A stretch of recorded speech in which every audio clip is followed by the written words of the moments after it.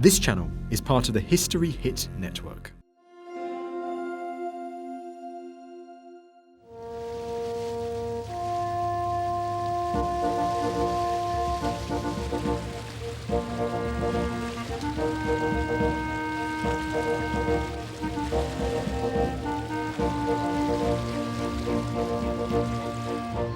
The River Thames must rank amongst the most famous rivers in the world. Like so many, it is more accustomed to pleasure craft than tradesmen these days. Yet many of these vessels reflect a time when the river played a much more vital role, especially in the life of one of the greatest cities in the world, London.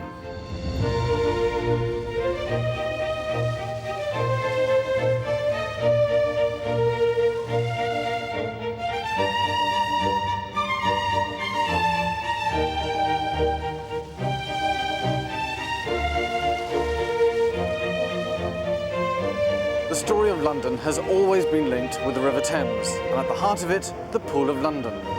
The Pool is the main junction between the Thames as a port and the river as the principal thoroughfare through London. And for centuries, it's been the job of a special company of men, the Watermen, to ferry anybody and everybody up and down as well as across the river. And that includes just about every single one of my ancestors.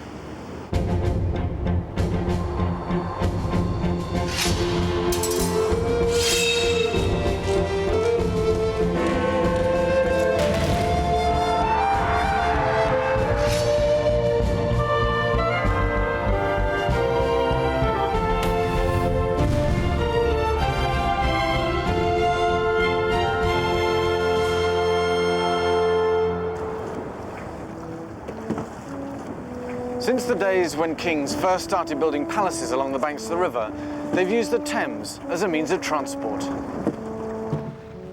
Exactly when such travel arrangements were made formal is difficult to say, but there is evidence to show that royal watermen were around as far back as King John. It's thought that he arrived by barge at Runnymede to sign the Magna Carta. Edward II in the 14th century was attacked by pirates on the river fleet and was protected by his watermen, and it could have been at this point that they were made by royal appointment.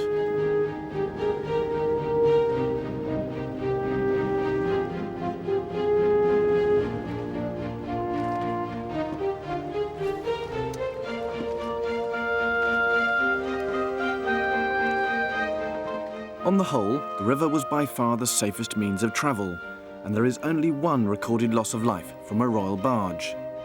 In 1264, Eleanor of Provence, the wife of Henry III, was being rowed along the Thames when she was stoned by a crowd on London Bridge. The barge was sunk, and one of the Queen's ladies of the bedchamber was drowned. In the time of Henry VIII, there were 13 royal palaces in and around London. 9 of them were along the river, from Greenwich in the east to Windsor in the west, all of which kept the royal watermen extremely busy. History Hit is a streaming platform that is just for history fans, with fantastic documentaries covering fascinating figures and moments in history from all over the world. We've got unrivaled access to the world's leading historians, with hundreds of documentaries featuring everything from Boudicca to the British royal family. We're committed to bringing history fans award-winning documentaries and podcasts that you cannot find anywhere else. Sign up now for a free trial, and Real Royalty fans get 50% off their first 3 months. Just be sure to use code REALROYALTY at checkout. It's difficult to imagine now what the river used to be like, but not that long ago it was almost twice as wide and there were hardly any bridges. Tower Bridge, for instance, was only opened in 1894.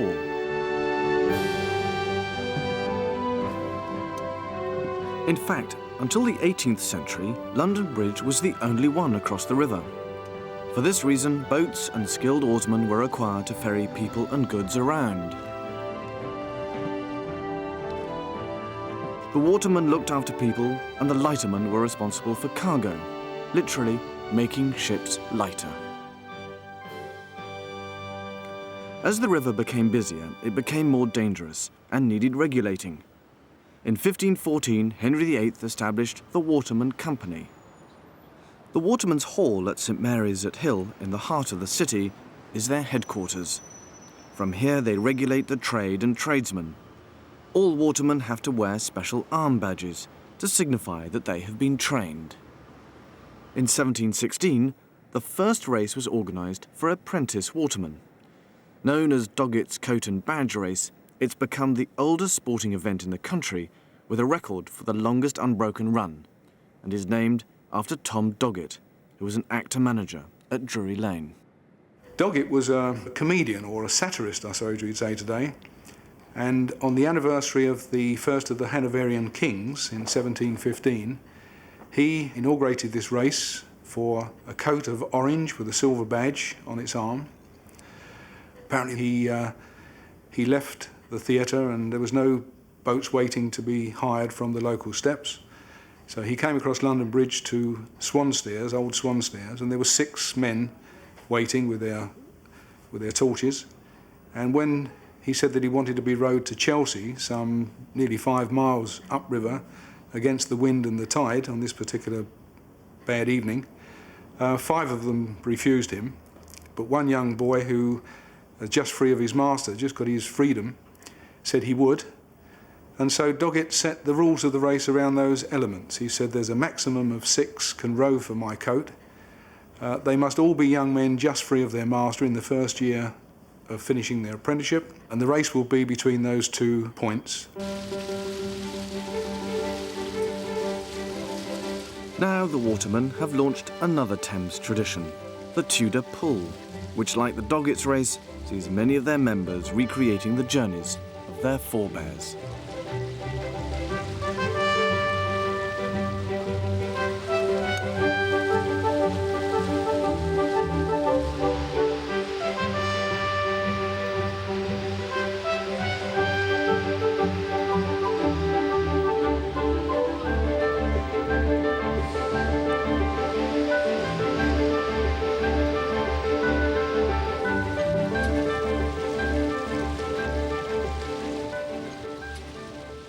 Our journey starts at London Bridge. The present bridge was only built in 1968, after its predecessor had been sold to the United States of America. The people who bought it were very disappointed on its arrival, as they thought they had bought Tower Bridge.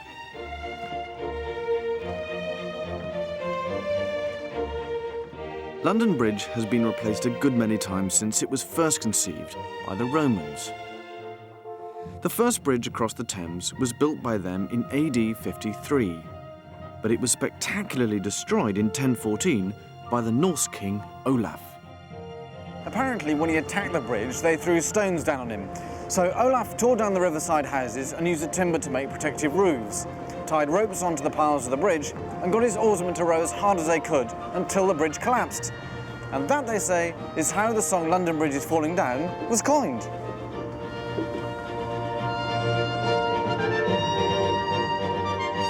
The medieval bridge had buildings on it, as well as fortified gates at each end, where the heads of traitors would be spiked for all to take heed. Markets were held on the bridge, and sometimes the congestion was so bad it could take an hour to cross. To alleviate the problem, a rule of road was introduced, making it compulsory for carts and coaches to pass one another on the driver's right. It's a rule we maintain to this day. At one point, the bridge had 19 arches and acted almost like a weir. In very hard winters, this caused the river to freeze over. The watermen would organise frost fairs to compensate for their loss of earnings. They were impromptu events, as an official fair needed a royal charter. But that didn't stop Charles II and his family from visiting the fairs and buying mementos.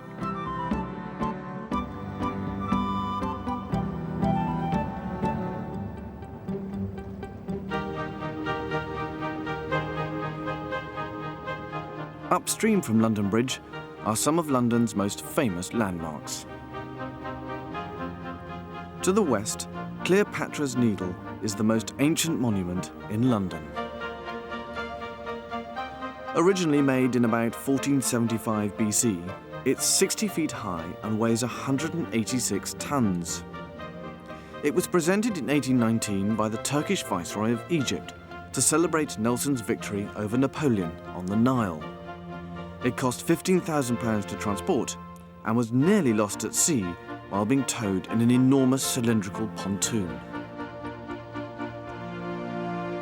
It was erected in 1878, and it has a Victorian time capsule buried underneath it, which contains a rather odd assortment of objects, ranging from the mundane, a copy of that day's newspaper, to the extraordinary, a section of recently invented submarine cable, to the bizarre, a set of 12 photographs of the best-looking women of the day.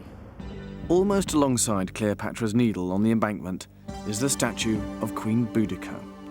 Commissioned by Queen Victoria, but not built until 1902, it celebrates the legendary rebel leader and national heroine.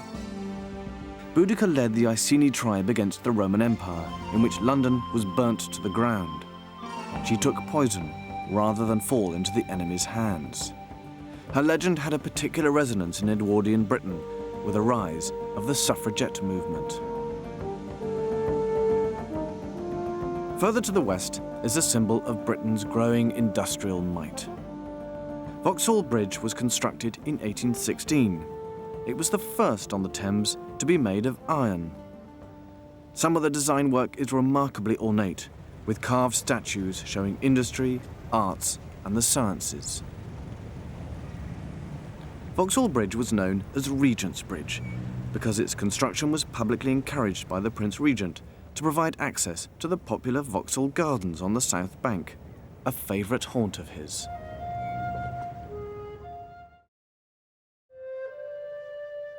Jonathan Tyers, who was the proprietor, took a lease on the gardens in 1726 for £125 a year.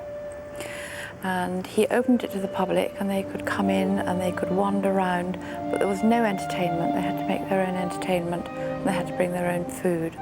It wasn't terribly popular.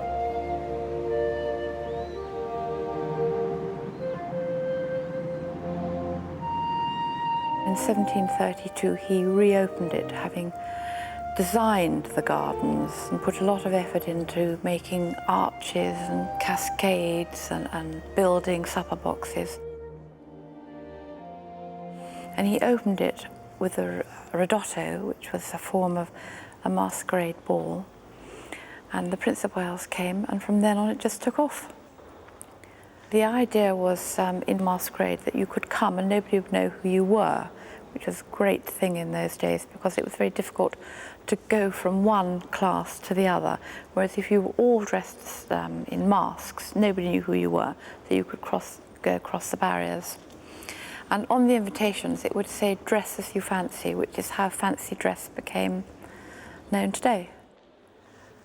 The Prince of Wales, as far as we know, wasn't involved financially, but he was very involved socially, and he came every night bringing his court with him. And he had his own pavilion here where he would sit and eat and have all his friends around him, and the public would wander up and down in front of him and watch him. It would be very exciting because it was the only entertainment really that the Londoners had during the summer. And it would be absolutely electric. It would be very exciting, people rushing around and talking and meeting friends, and there would be music and people singing and waiters rushing around with trays of drink. They had queer exhibitions, very strange people. One was a lady with a man's head. They also had art exhibitions in the Rotunda, which was one of the first exhibitions ever. So it was very popular because they changed the paintings. And the Rotunda was built so that if it rained, which it did regularly, they could go inside. On a very popular night, about 2,000 people would visit the gardens a night, and there would be traffic jams, horse and carriage traffic jams, from Lambeth Palace right up to the entrance.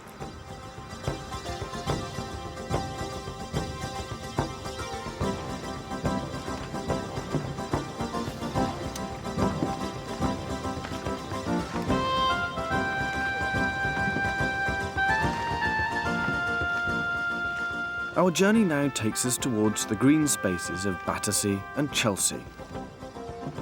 Over the centuries, many characters, especially writers and artists, have made Chelsea their home. And Cheyne Walk has more blue plaques than any other street in the country.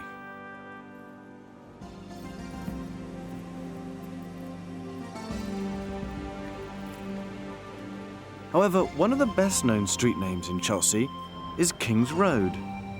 In Charles II's day, this was the private route of the king from Hampton Court to Westminster. But public demand forced him to open it.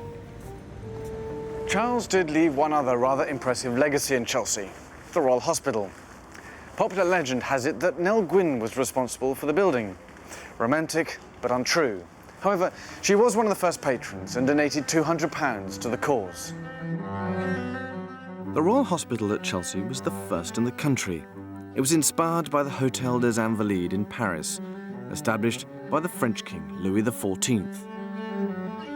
It was set up exclusively for servicemen from the British Army to retire, although they are better known these days as Chelsea pensioners. There are one or two mysteries about the building. Christopher Wren was the architect, but no plans have ever survived, and it took 10 years to build, only being completed in William and Mary's reign, so that the founder, Charles II, never saw the completed building. It was founded in 1682. It opened its doors officially to the first pensioners in 1692, and so 10 years is quite a time. I think the reasons for this were perhaps twofold. In the first place, it was simply to gather the necessary funds to build what, both in those terms and in today's terms, is a fairly sort of large establishment. And so basically it was up to the generosity of Charles II himself and a number of his close friends, in particular one called Stephen Fox, who was a paymaster general. And they dipped into their own pockets, and from their private funds they produced the money needed, certainly, to get the work going. But another, later paymaster general almost put paid to these plans single-handedly. In 1685, the Earl of Ranelagh was appointed as paymaster general, and he really sort of embezzled Royal Hospital funds. And he used them to his own purposes, partly to maintain a lifestyle which he rather enjoyed, partly he built himself a very large and magnificent house in the grounds here. And apart from specific use of funds in that way, he also, over the years, managed to lay hands on a good part of what is now the Royal Hospital grounds. Even though some of the gardens still bear his name, fortunately, Ranelagh's fraud was discovered and the future of the hospital was saved.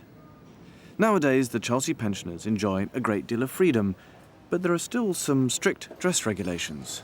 When they're in the Royal Hospital here in the grounds, then they have to be in uniform. Normally that will mean their blue uniform, their sort of working dress. Once out of the Royal Hospital, they can simply wear civilian clothes. Outside an area quite close to the Royal Hospital, if they're wearing uniform, then they have to wear their scarlet. And they'll anyway wear their scarlet if, for example, they're visiting, and certainly in a sense if they are sort of representing the Royal Hospital at some occasion, you know, a sort of regimental occasion or a local occasion or something like that. Most people would assume that a Chelsea pensioner must be a man. However, there have been women pensioners. The history said there are about 3, but one in particular was a woman with the name of Hannah Schnell. And her history is that her husband ill-treated her, so she borrowed her brother's uniform and went back and joined up in his regiment. And somehow she was in England and she fell foul of the sergeant. Because they were very spiteful in those days, sergeants were, and they used to take the mickey out of them and ill-treat. Were very well known for ill-treating. And he gave her 100 lashes, and he lashed her 100 times, but instead of that, it went to 500. And because she's a woman, and she's a very buxom woman indeed, she hid her breasts from him, and they never found out through then that she was a woman. But she was so fed up with serving in the army then in England that she then deserted and went to Portsmouth and joined the Royal Marines. And she went into the Far East. She then came back home, and on her way to Gibraltar, she found out that her husband had died. So she thought, well, that's it, I've finished with the army now, and when I get back to England, I'm going to own up. And she did. And she owned up the fact that she was a woman. The British Army being what it was, because she was a very brave woman, and they recognised her for her bravery, and they gave her a pension of 5 pence a day, and she was also given a grant of £30 a year, as I understand. They gave her a blue uniform and gave her a house up in Pimlico, a little village just up the road. And when she died, she's buried in our cemetery up here, where 10,000 other Chelsea pensioners are buried. That is Hannah Schnell. It's a great story, isn't it? It is. And she was a very, very brave woman. There's no getting away from it. And so how long did she actually spend in the armed forces? I think about 7 years altogether, over a period of 7 years. And was never discovered? No, it was never discovered. Although she never lived in the hospital, Hannah Schnell was allowed to wear the uniform throughout her retirement, which she spent running a public house in Wapping called the Female Warrior. She died in London in 1792 and by her own request was laid to rest in an unmarked grave amongst her comrades at the Royal Hospital. Chelsea, being the original Royal Hospital, was the inspiration behind Greenwich Hospital. The major difference being that Chelsea still very much functions as a residential home for retired servicemen. Both Chelsea and Greenwich hospitals have provided the setting for the lying in state of their respective heroes. Greenwich for Nelson, Chelsea for the Duke of Wellington.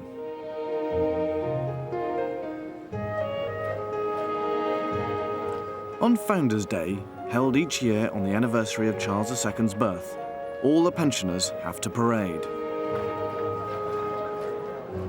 It's called Oak Apple Day, and every pensioner wears an oak leaf in deference to their founder, who is reputed to have hidden in an oak tree after the Battle of Worcester in 1651.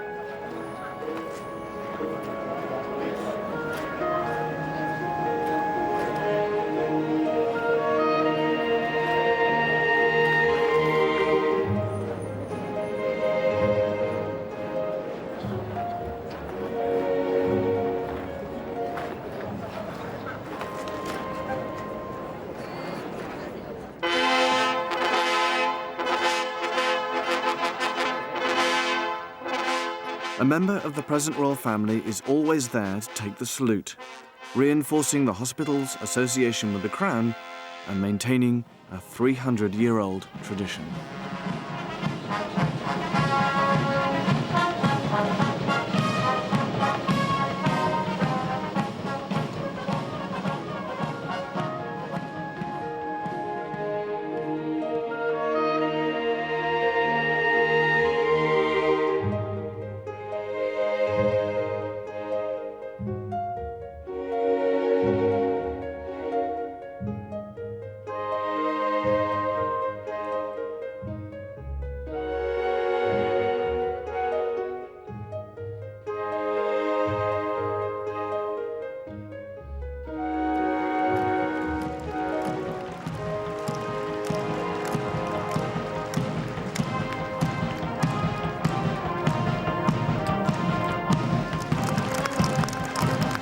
However, as traditions go, especially those connected with the Crown, 300 years is actually relatively recent.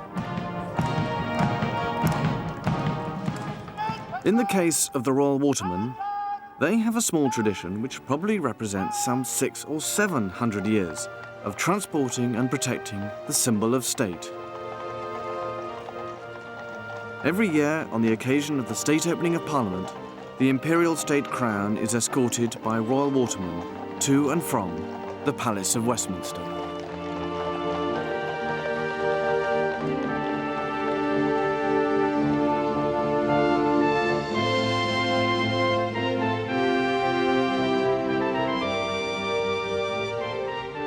Today, the crown jewels are conveyed by road, But for centuries it was by barge along the river. And by maintaining this tradition, the Crown acknowledges the role of the Royal Watermen, but more especially the unique relationship between the Crown, the capital, and the Thames. Some 9 centuries ago, William I, better known as the Conqueror, chose to make London his capital. Since then, this part of the country has changed out of all recognition, as the town grew into the capital city of the United Kingdom of Great Britain we are all so familiar with today. The true heart of this sprawling city, Europe's biggest, home to 8 million, is right here on the River Thames, and the stretch of water below me known as the Pool of London. And just as the river is the reason London flourished here, so the story of the Crown and the capital is inextricably linked to the Thames.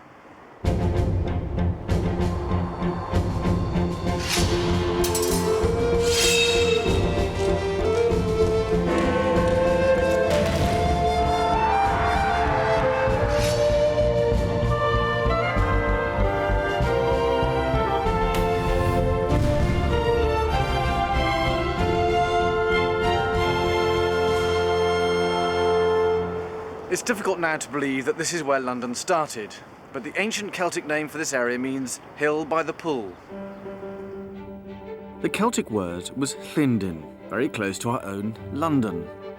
The hill, better known as Tower Hill, has all but disappeared amongst the buildings, but the pool remains. It's still used as a harbour, although today we call it the Pool of London.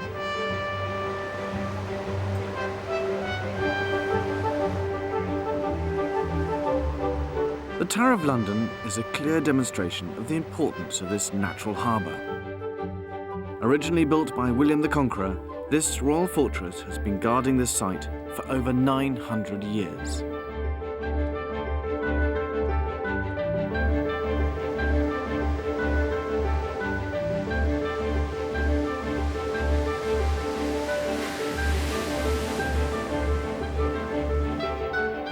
The Thames and its trade was the principal factor in London's importance and growth. From the days of King Ethelred in the 9th century, duties have been levied on goods passing upriver.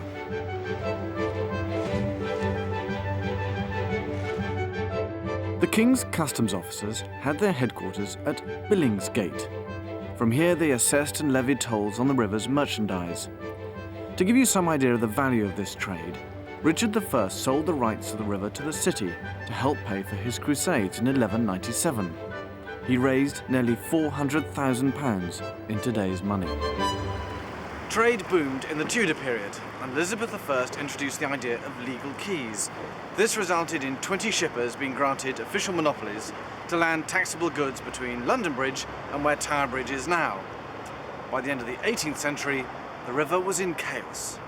In the 1780s, London was one of the biggest ports in the world, and at one time 1,770 ships were trying to moor on buoys and mooring areas which could only cope with 545 ships, and so it was quite chaotic on the river.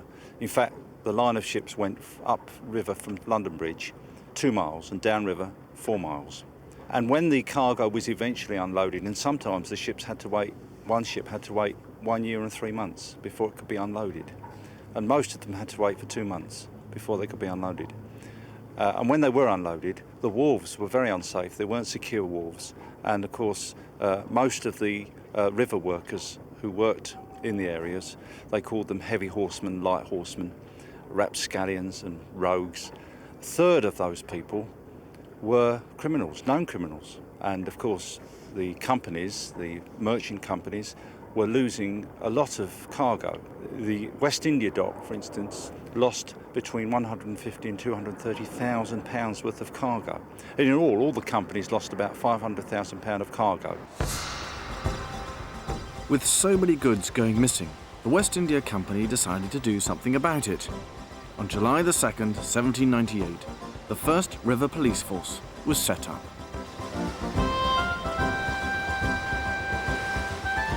There were 200 men taken from the Watermen who were already working on the river, and they used to go out in open boats, and there was a surveyor or an inspector and up to 3 crew, and they used to go out 6-hour intervals, rowing up and down with the tide. There was a place called Execution Dock. Now, Execution Dock has been put in several areas on the river, from the town of Ramsgate Pub, where there is a gibbet hanging, and all the way down to, you've got whopping old stairs, and the villains were caught and they were hung in Execution Dock, and there they stayed until they were covered by 3 tides. And if they survived, they were innocent. But normally then they were taken and put in a cage at Cuckold's Point and Blackwall Point, and they were hung there as a warning to other people. Did it work? No. No, it still went on. While this new force was welcomed, it was not until the creation of enclosed docks at the turn of the 19th century that the chaos and crime was solved. All along this stretch of the river are historic landmarks, some with surprisingly far-flung connections. Nestling alongside the Thames is the Mayflower Pub in Rotherhithe, named after the vessel which took the founding fathers to America. The role of the Mayflower was actually a quirk of fate. Only the crew met here before joining the Speedwell and her religious passengers at Southampton. The Speedwell later sprang a leak and was abandoned in Plymouth, so the Mayflower sailed on alone to make history in 1620. The captain, Christopher Jones, is buried in the local graveyard of St Mary's.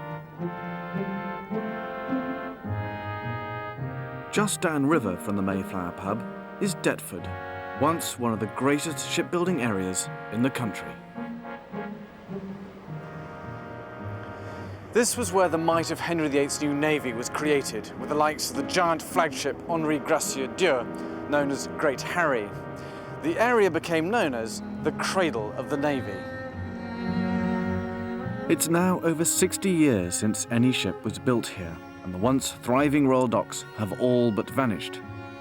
However, there are little reminders here and there, conjuring up memories of the past. For instance, was it near these steps by the old Master Shipwrights building that Sir Walter Raleigh laid down his cloak to prevent Queen Elizabeth from getting her feet wet crossing a puddle? The royal docks and their prodigious shipbuilding attracted attention from all over the world. The most extraordinary and colourful visitor to Deptford was Tsar Peter the Great. He was the first Tsar to leave Russia, and he was invited by William III to come and learn about shipbuilding, staying at his friend's house, John Evelyn, the famous diarist. The coat of arms of Deptford is a picture of Tsar Peter sitting on a stool with his adze and banging away at a piece of wood. He stayed in the Grace and Favour house that John Evelyn had.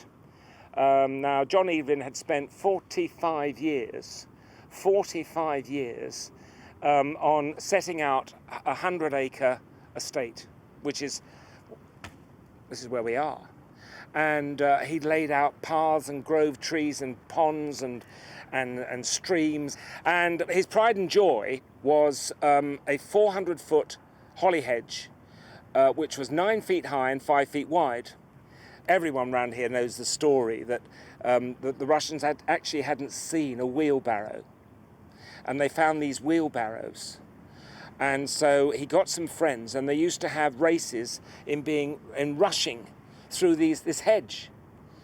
And one of the people that did it was Bill Haley. Bill Haley was the second Astronomer Royal. And Bill Haley, here's the Astronomer Royal and Tsar of Russia, having these races that ruined the garden of John Evelyn, who tended and nurtured it for 45 years.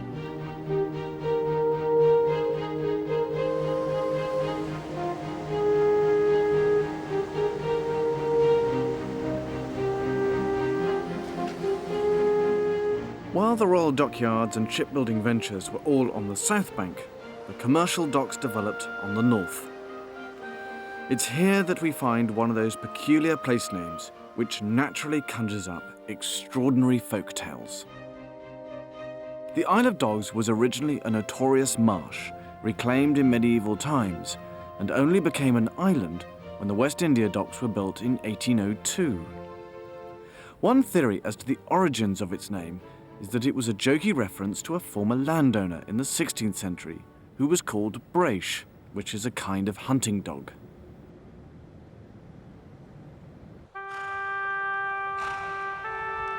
A more elaborate tale is based on a rather tragic event. A young nobleman and his bride celebrated their wedding by going hunting in the Hainault forest.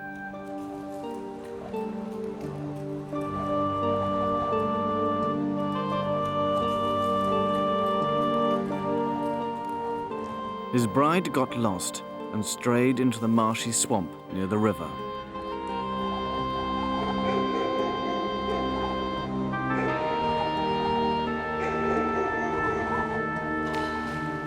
She and her horse became trapped and were drowned. Her husband searched in vain for her and ventured too far into the bog, where he also died. Their dogs, left on the shoreline, became increasingly uneasy and began howling for the dead. And it's said that the isle is still haunted by ghostly huntsmen and a pack of phantom hounds.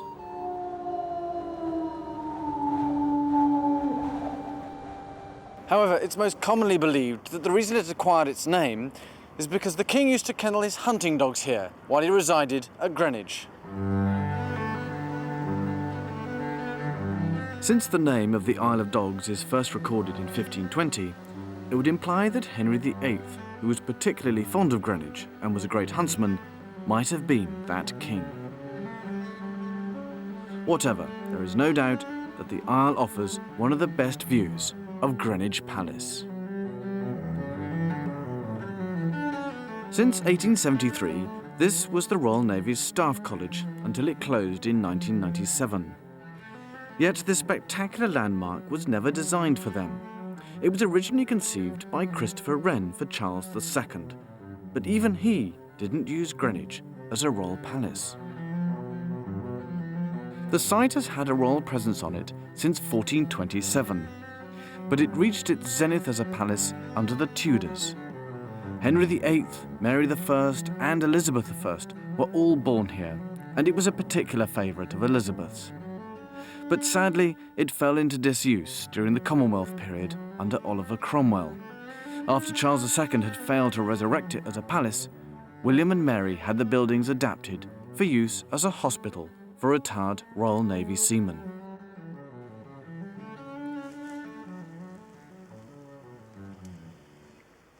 The chapel and painted hall are amongst the finest treasures in the capital.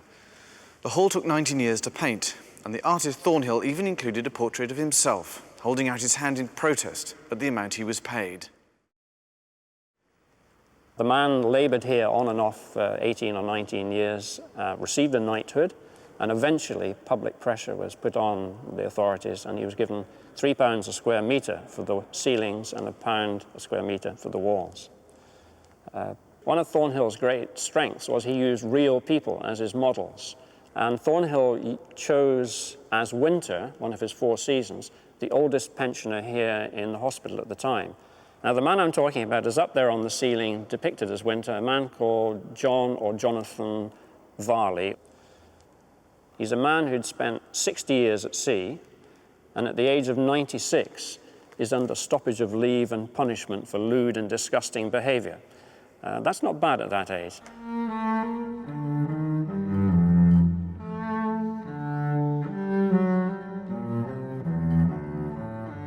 William and Mary are painted in the centre of the ceiling as handing liberty to Europe. And the tyranny is represented by Louis XIV, Louis XIV, who is being trampled on or sat on by William. Now, this is a bit difficult for the French to accept, that their great warrior king has been sat on by a Dutchman masquerading as an English king.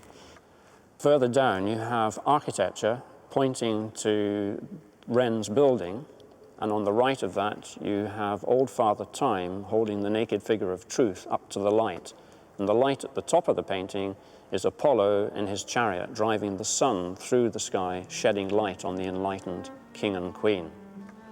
And the whole edifice of heaven is held in its place by the Royal Navy.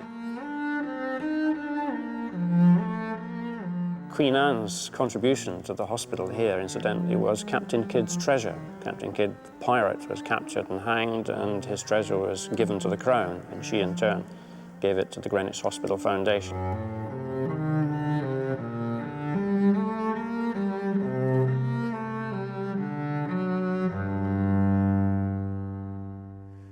In 1806, the hall was used for the lying-in state of one of Britain's greatest heroes, Admiral the Lord Nelson. Killed in action during the Battle of Trafalgar, Lord Nelson became the country's greatest maritime hero. At Greenwich, a tableau to commemorate his death also records his greatest campaigns. Nelson's body was preserved in a barrel of brandy before being brought back to London. From here, he was rowed upriver in the Royal Barge before being buried in St. Paul's Cathedral.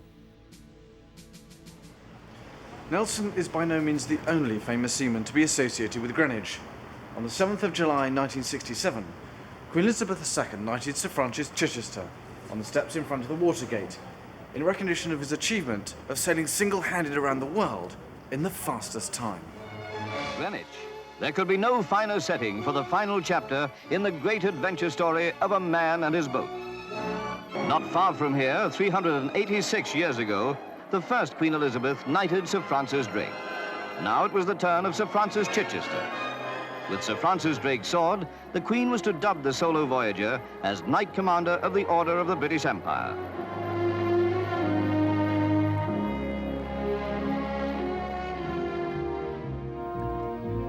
Gipsy Moth still survives as a tribute to Sir Francis's achievement of covering 13,750 miles single-handedly in almost 9 months.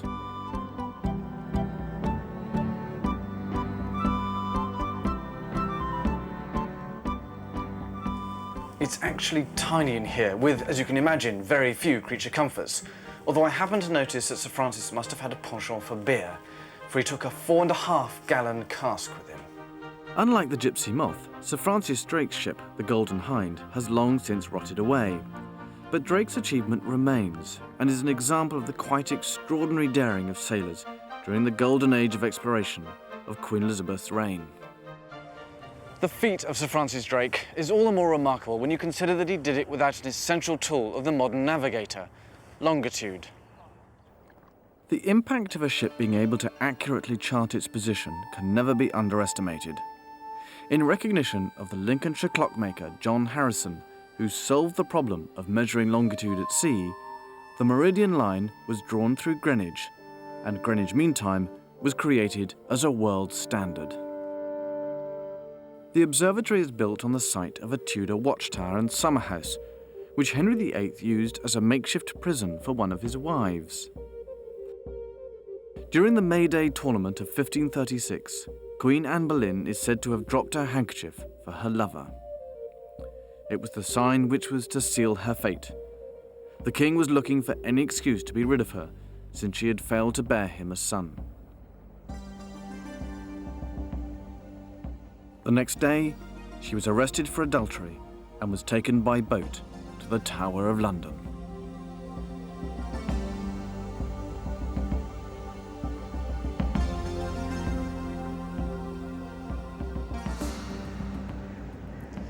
The Tower of London has been a fortress and a palace for more than 900 years, but is perhaps better known as a prison. More often than not, the prisoners would be brought by river from Westminster, where they were tried, and crowds would gather on the riverbank and wait to find out the verdict, to see if they would be treated to the spectacle of a public execution. The executioner would stand behind the accused on the boat, and if they were guilty, they would point the head of the axe towards their victim, and if they were innocent, they would point it away. The crowds knew that if found guilty, there would be a public execution 48 hours later. Depending upon the condemned status, they might have been imprisoned within the Bloody Tower or the Queen's House. Only the most privileged were allowed to die in private within the walls. The responsibility for looking after the prisoners was given to the yeoman warders. Well, there have been yeoman warders in the Tower for over 900 years, But there is always a problem working out the difference between the yeoman warders of the Tower of London and the yeomen of the guard. Most people seem to think we are the same group of men, but of course we're not.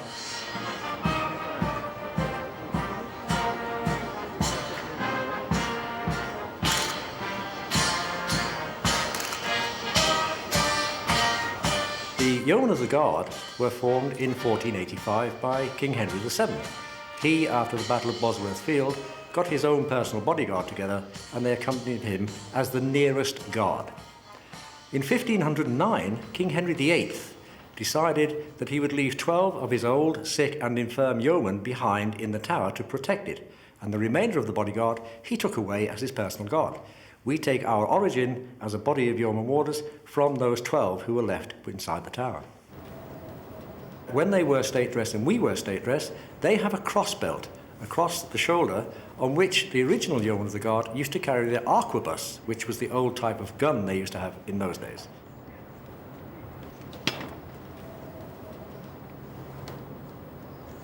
The main role of the yeoman warders originally was, of course, protecting the tower for the monarch. But then, of course, as the tower became used as a state prison, the role of the warders changed and we became prison warders, looking after the hundreds of prisoners held within the Tower of London.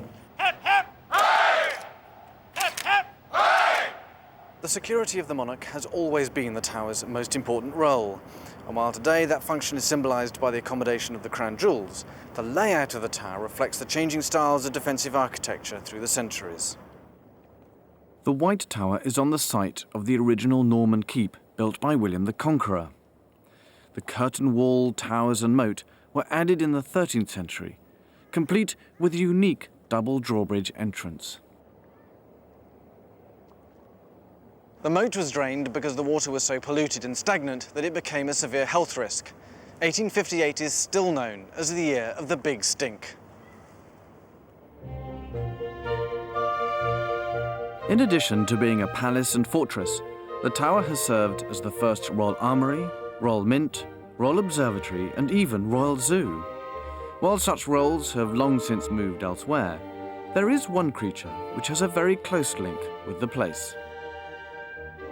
Ravens, of course, are a great legend within the tower, and the story goes back to the reign of King Charles II. Just after the Great Fire of London, all the ravens that were in the city left the city and came into the tower. And of course there were so many of them that the residents of the tower, and in particular the Royal Observer in the northeast corner of the White Tower, was being inundated with not only the droppings but the birds and the feathers and the chicks. And so a petition was raised to Charles II to have the ravens killed off.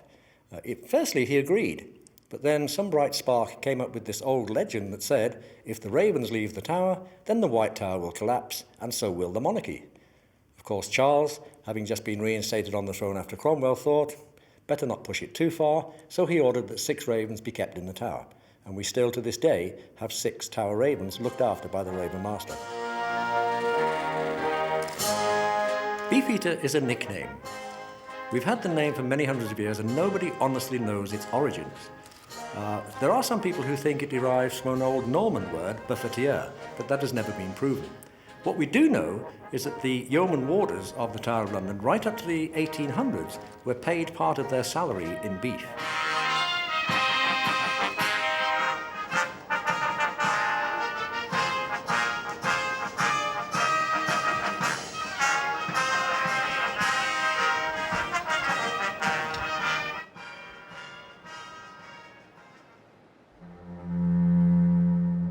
The Tower of London is equivalent to a citadel and could be considered to be the Crown's most important building in the country. So the fact that it is next to the Pool of London, the heart of the city, is most apt. However, in the greater story of the Thames, like its fellow royal palace at Greenwich, the Tower is really only a landmark on the river's bank, survivors of a constantly changing and evolving scene. While the history of the river from the Pool of London to Greenwich may be dominated by trade, the docks and the navy, it's just a small part of the story of the city, the Thames and the Crown.